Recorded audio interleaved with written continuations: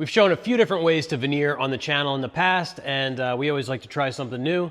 So we have some curved parts that we're currently veneering in the shop. We're trying out a new technique and a new product, so today we're going to show you how we do it.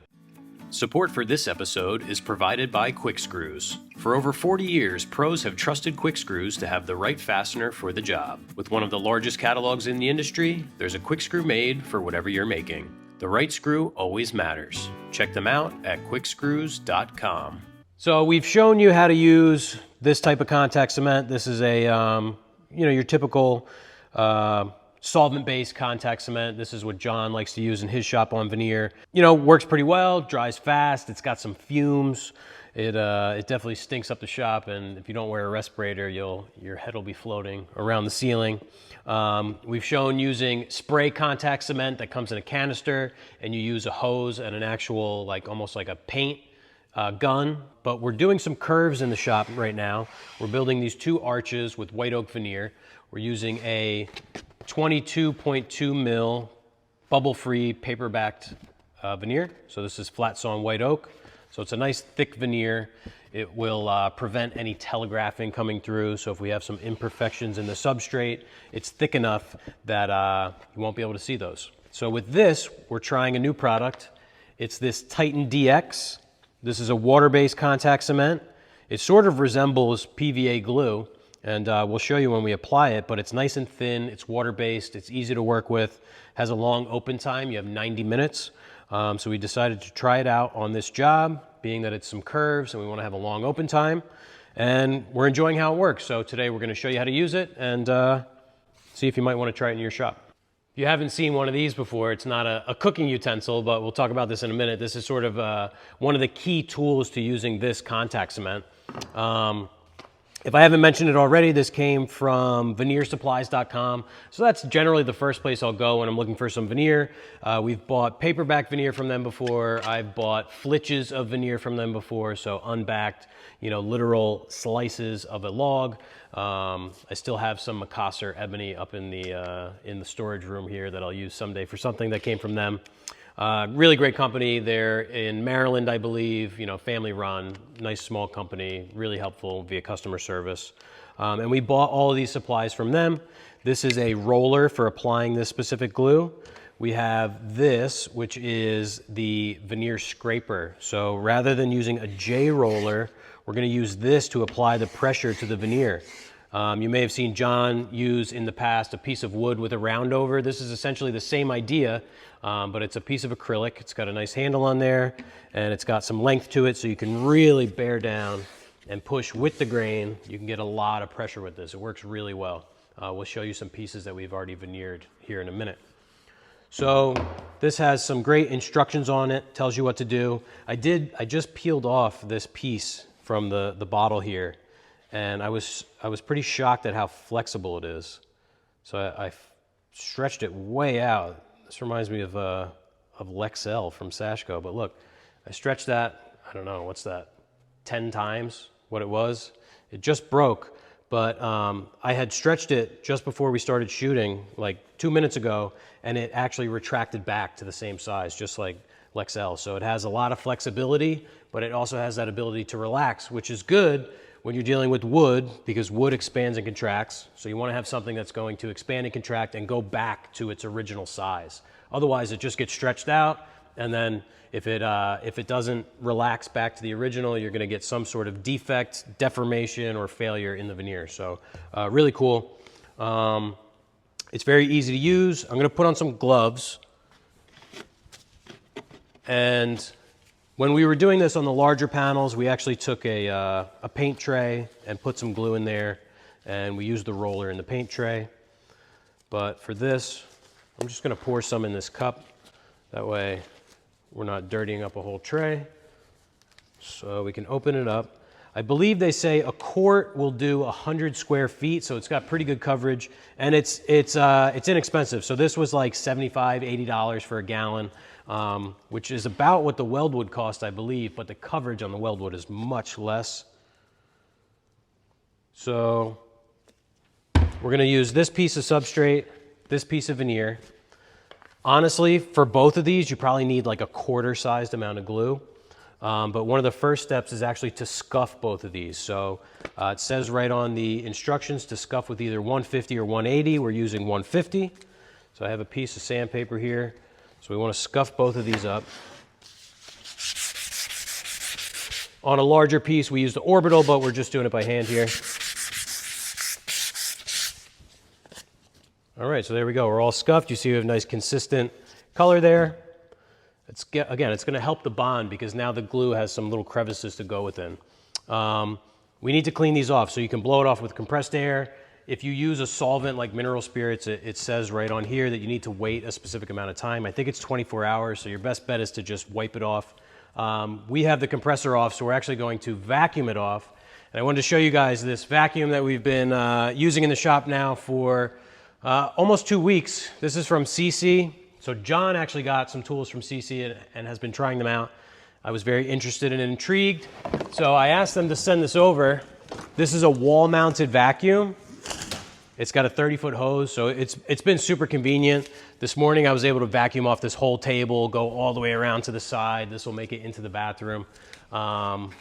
It's been great. Like having a shop vac in the shop is a necessity, and we have a few, but dragging it around becomes a real pain. So having a long hose and this fixed vacuum. So if we need to, or not if we need to, when we need to, we're able to move this cart and we can actually drop the tank with the bag. So we unlatch it and it's being held onto this bracket. You can press this and you see it drops out. We're using a bag in it right now. But it's really nice that it's mounted like this. It's out of the way. You know, you can have it up on the wall, even higher than this if you want. Comes with this bracket for the hose. So I'm really happy with it so far. It has a filter cleaner on it as well, like a little bypass that will shake the filter a little bit. So turn it on. It's pretty quiet. This right here. So that helps knock some of the dust off the filter.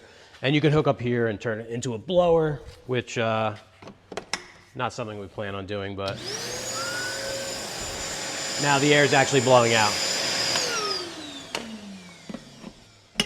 So really convenient. If you want to check it out, we'll have a link in the description, but we'll vacuum these pieces off, then we can start applying glue.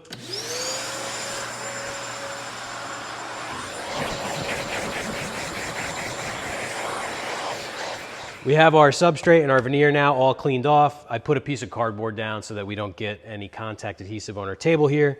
In case we have another piece that we're working on, we don't want it to stick together because contact adhesive sticks only to contact adhesive. And when we're doing the veneer, we're definitely gonna get some on the table. So poured some here in this little cup. You can see the viscosity. It's almost like Type-On 3, so a little bit thinner than like a regular PVA glue, but still relatively thin, easy to spread. So I'll just put some out here on these. I think maybe about that much. Probably a little bit less on this one because our roller will already have some glue on it.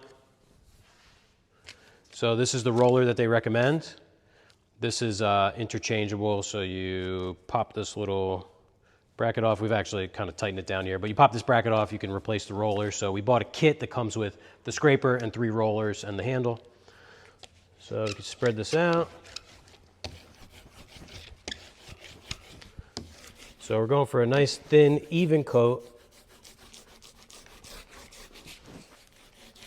And I'll go ahead and rinse this roller off while it's still wet.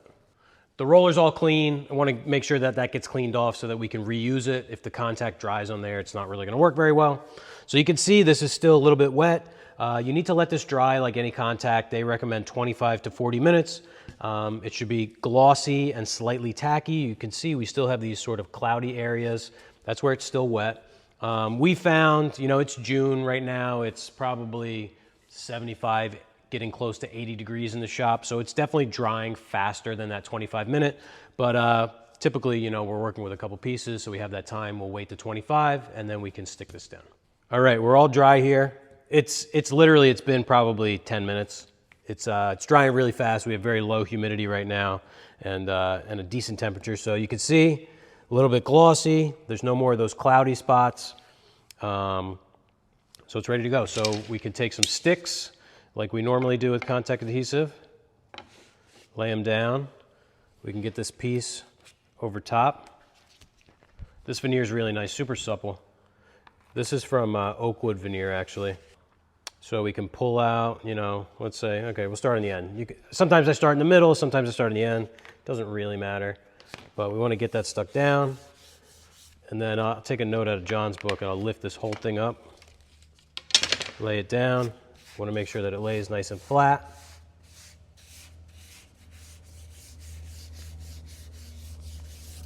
Now with very little pressure, you can see that we're nice and stuck. But we need to work that in, get a nice bond. So we'll take our veneer scraper here. We want to go with the grain so that we're not damaging the wood. You also want to make sure that you don't go off of the side really hard and crack your veneer, especially on a sort of brittle wood like white oak.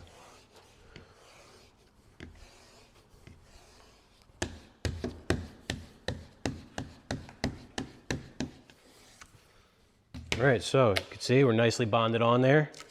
And so this does require a curing time. Because it's water-based, this will make some of the veneers swell. So if you went to trim this, it could actually shrink back overnight and get a little bit smaller. So you can see, pretty simple way to do veneer. Really doesn't require any special tools.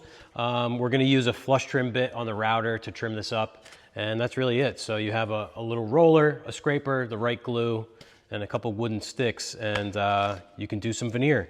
And you can see what we're working on here. This is part of a larger project. I'll have John stitch in a rendering of what we're building. This is a big arched unit in white oak with some cabinets and some shelves. That'll get finished in a clear finish. We'll have some lighting in there.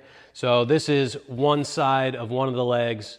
You see we haven't trimmed this yet, but we have some lamellos in here, and we'll be joining another flat section so that it gets wider. This is going to be about 8 feet wide, 104 inches tall, so quite big. The arch pieces here are joined to the straight sides with lamellas as well. And this is just something that we bought. We got this from Robert's Plywood. This is a 26-inch radius, 5/8 thick. It was 48 inches long originally. We cut 2 pieces out of each of the 48-inch pieces that we bought. Preformed plywood with a radius. So these are very, very available. We've purchased them from Robert's before, you know, 3-inch, 4-inch. They come in basically the full range of sizes. You are limited for the most part to 5/8 inch thickness, which in this case, because you won't see the outside, is not a problem. But in the past, you have to do some, you know, either work with 5/8 for your other parts or figure out a way to make that work. But 3/4 is not impossible to find. It's just a little less common. So that made that part of the job really easy.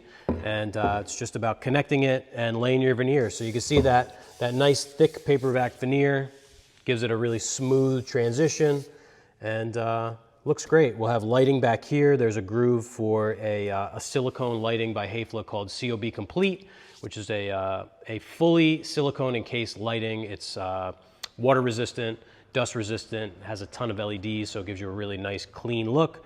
Not all those hot spots like you see sometimes. So yeah, hopefully you guys enjoyed. Hopefully you learned a couple things about veneer. Stay tuned on Instagram. Maybe you'll see a picture of the finished product. Yeah, if you have any questions, let us know. We'll talk to you next week.